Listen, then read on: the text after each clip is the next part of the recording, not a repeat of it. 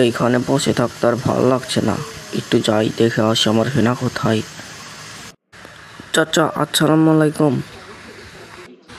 ওয়ালাইকুম আসসালাম। বাবা, তুমি এত দূর থেকে এসেছো, একটু বসো। বাবা, তুমি কি এনাকে খুঁজছো? হ্যাঁ চাচা, ভারী করে তো সাজানো কেন? আর আমার হেনা কোথায়? হেনাকে তো কোথাও দেখছি না। হেনার তো বিয়ে হয়ে গেছে বাবা। ও, তা আগে করবেন না? আমার ছুমাই আমার জন্য অপেক্ষা করছে।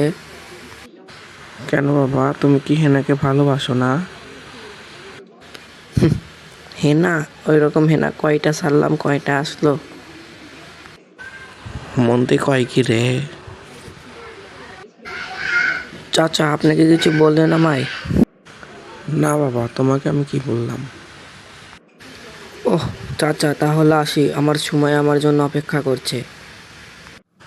ওহ সুমাইয়া, তুমি এইখানে বসে রয়েছো? তোমাকে না আমি কখন থেকে খুঁজছি। তুমি আমাকে খুঁজছো কেন? চলো, তোমাকে আজকেই আমি বিয়ে করব। হেনার তো বিয়ে হয়ে গেছে, আনন্দের কথা না?